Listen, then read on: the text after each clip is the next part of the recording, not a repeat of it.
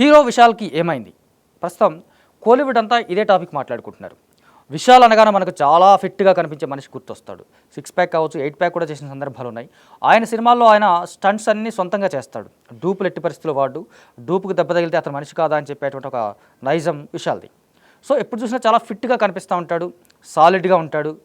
అతను ఒక action sequence చేస్తే నిజంగా అతను కొడుతున్నాడేమో అనేలాగా, అంతమందిని అతను కొట్టగలడు అనే అనిపించేలాగా ప్రేక్షకులకి ఒక ఫీలింగ్ వస్తుంది. అంత స్ట్రాంగ్గా ఉండే విషయాలు సడన్గా డల్ అయిపోయాడు. అంటే ఫిజికల్గా డల్ అయ్యాడు, శారీరకంగా చాలా బలహీనంగా మారిపోయి కనిపిస్తున్నాడు. రీసెంట్గా అతని 12 ఏళ్ల క్రితం చేసినటువంటి మదగది రాజా అనే ఒక సినిమా సక్సెస్ మీట్కి సంబంధించి అతను మాట్లాడుతున్నప్పుడు చాలామంది షాక్ అయ్యారు.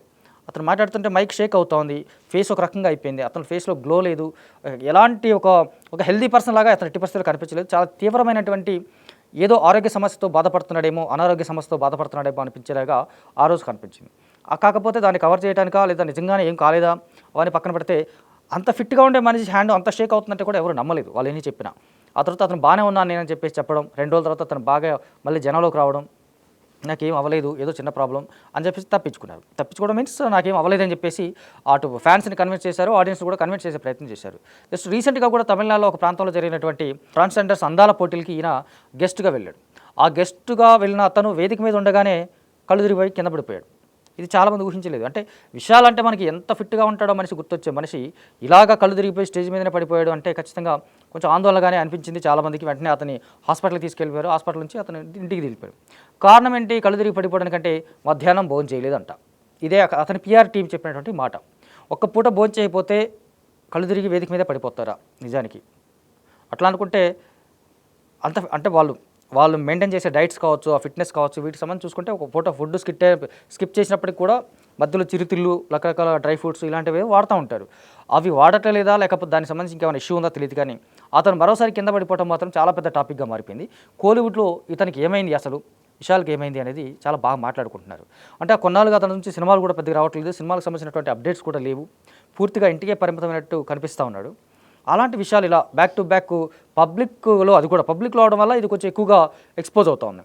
ఒకవేళ ఆయన ఇంట్లో పడిపోతానో లేదా ఇంకెక్కడో ఎవరికి తెలియకుండా జరిపోయి మిగతా రూమర్స్ లాగా వస్తే కనుక పెద్దగా సీరియస్గా తీసుకునేవాళ్ళు కాదు. ఆడియన్స్తో పాటు ఫ్యాన్స్తో పాటు జనరల్ పబ్లిక్ కూడా ఇతను ఏదో ఇబ్బంది పడతా ఉన్నాడు, ఆరోగ్యపరమైన సమస్యతోటి అనారోగ్యంతో బాధపడతా ఉన్నాడు, అదేదో కొంచెం కరెక్ట్గా చూయించుకున్న తర్వాతే బయటికి రావచ్చు కదా అని చెప్పేసి కొన్ని ప్రశ్నలు వస్తూ ఉన్నాయి. నిజానికి ఒక పూట భోజనానికి అంత కళ్ళు తిరిగి పడిపోవడం అనేది పెద్దగా చూడం మనం.